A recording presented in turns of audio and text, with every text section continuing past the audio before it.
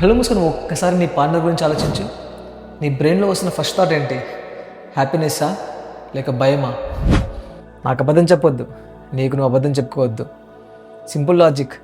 నీ phone ring అవుతుంది, ఆ స్క్రీన్ మీద పేరు కనపడగానే నీకు స్మైల్ వస్తుందా లేదా ప్యానిక్ వస్తుందా? స్మైల్ వస్తే అది లవ్, ప్యానిక్ వస్తే అది స్లేవరీ, బానిసత్వం.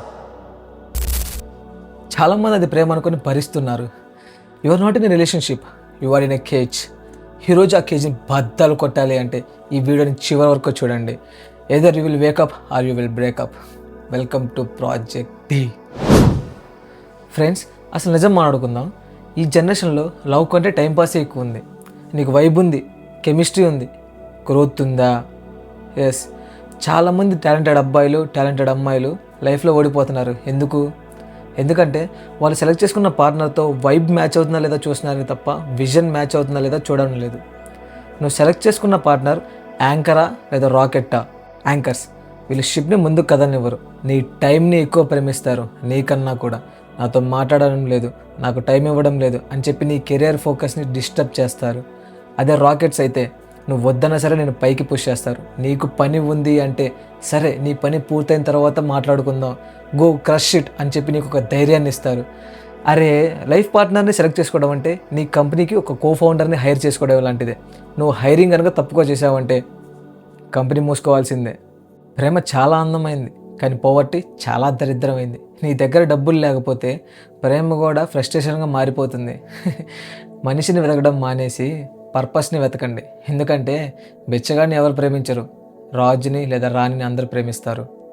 సరే, ఇప్పుడు ఆల్రెడీ నువ్వు రిలేషన్షిప్లో ఉన్నావు, అది టాక్సిక్కా లేదా హెల్దీయా? Let's find out. ప్రాజెక్ట్ డీలో మనం ఎమోషనల్గా ఆలోచించాం, టెక్నికల్గా మాత్రమే ఆలోచిస్తాం. So let's calculate.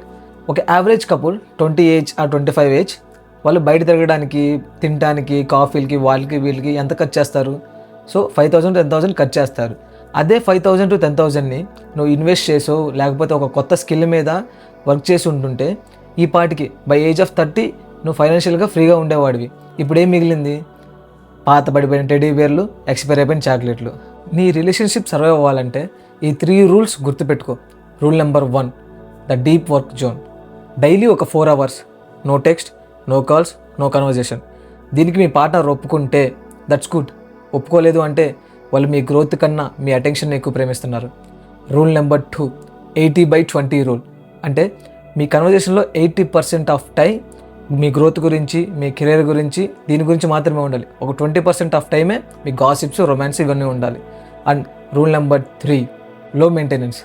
ఈ హై మెయింటెనెన్స్ రిలేషన్షిప్స్ మన వల్ల కాదు. సో నువ్వు రోడ్డు మీద 10 రూపాయలు చాయ్ తాగుతా కూడా ప్రపంచాన్ని ఎలా గెలవాలి అని చెప్పి నీతో మాట్లాడే పార్ట్నర్ నీ పక్కన ఉండాలి. బ్రో, వాళ్ళు లేకపోతే నేను ఉండలేను, ఇది లవ్ అని చెప్పకు. ఇది లవ్ కాదు, ఇది అడిక్షన్. వాళ్ళు నిన్ను 3 రోజులు ఇగ్నోర్ చేస్తారు, పెయిన్. 3 రోజుల తర్వాత ఒక మెసేజ్ పెడతారు, అది ప్లెజర్. ఇది లవ్ కాదు, నువ్వు లవర్వి కాదు. ఇది డోపమైన్ ఆడిస్తున్న గేమ్, నువ్వు ఒక గ్యాంబులర్వి. నీ ఓన్ బయాలజీయే నిన్ను ఆడుకుంటుంది, గుర్తుపెట్టుకో. డోపమైన్ గురించి నీకు పూర్తిగా తెలియాలంటే నేను ప్రీవియస్గా ఒక వీడియో చేశాను, ఛానల్లో ఉంటుంది, చెక్ చేయండి. ఇప్పుడు చాలామంది సిచ్యువేషన్ అదే. బ్రో, నేను 3 yearsగా లవ్ చేస్తున్నాను, ఇప్పుడు ఎలా వదిలేయాలి? I have invested so much time. దీన్నే బిజినెస్లో ఒకటి అంటారు, సంక్ కాస్ట్ ఫ్యాలసీ అని. నువ్వు 3 yearsగా తప్పు చేసావంటే మిగతా 30 years కూడా తప్పు చేస్తావా? 3 years అయిపోయాయి, జరిగింది జరిగిపోయింది, వదిలేయి. అది మళ్ళీ తిరిగి రాదు. మళ్ళీ నెక్స్ట్ వచ్చే 3 years నీ చేతుల్లోనే ఉన్నాయి. బ్రేకప్ అనేది ఒక సర్జరీ లాంటిది. ఇప్పుడు నొప్పిగానే ఉంటుంది, కానీ దాన్ని అలానే క్యాన్సర్లా ఉంచుకున్నావు అంటే అది నిన్ను జీవితాంతం చంపేస్తుంది. కట్ చేయి, బ్లాక్ చేయి, వదిలే, ఏం పర్లేదు. ఎందుకంటే నీ పాస్ట్ అనేది నీ ఫ్యూచర్ని డిసైడ్ చేయకూడదు. మళ్ళీ స్టార్ట్ చేయి, స్టార్ట్ ఏ న్యూ లైఫ్. నువ్వు ఒంటరిగా హ్యాపీగా ఉండలేకపోతే నువ్వు రిలేషన్షిప్లో కూడా హ్యాపీగా ఉండలేవు. నీ ఒంటరితనాన్ని పోగొట్టుకోవడానికి మనుషుల్ని వాడుకోకు. Don't use people, build yourself. Finally single మహాశైలందరికీ విజ్ఞప్తి. అదేమిటంటే సింగిల్గా ఉండటం అనేది ఒక సూపర్ పవర్. నీ పక్కోడో, నీ వెనకోడో, ఎవడో నువ్వు సింగిల్గా ఉన్నవరా అంటే దాన్ని ఒక నెగిటివ్ వేలో తీసుకోమాకండి, దాన్ని ఒక పాజిటివ్ వేలో తీసుకోండి. ఎందుకంటే solitude is a super power. పెద్ద పెద్ద రాజ్యాల్ని, సామ్రాజ్యాల్ని స్థాపించిన రాజులు, సైంటిస్టులు, ఆర్టిస్టులు వీళ్ళందరూ ఒంటరిగా ఉన్నవాళ్ళే. సో 20స్లో నీకు పార్ట్నర్ లేదు అంటే అది నీకు ఒక పెద్ద ఆపర్చునిటీ. బాడీ పెంచు, బ్యాంక్ బ్యాలెన్స్ పెంచు, గ్రో అవ్వు. ఎందుకంటే అప్పుడు గ్రో అయితే నెక్స్ట్ కావాల్సినవన్నీ వస్తాయి. నీ హ్యాపీనెస్ కోసం నీకు పార్ట్నర్ అవసరం ఉండకూడదు. నీ హ్యాపీనెస్ని షేర్ చేసుకోవడం కోసం మాత్రమే నీకు పార్ట్నర్ అవసరం అవ్వాలి. గుర్తుపెట్టుకో. 2030లో మీరు ఎక్కడుంటారు? ఎంపైర్తోనా లేక టాక్సిక్ రిలేషన్షిప్తోనా? నేను వదిలేయమని చెప్పడం లేదు, కుదిరితే మార్చుకోండి, కుదరకపోతే. So project D is about building the umpire.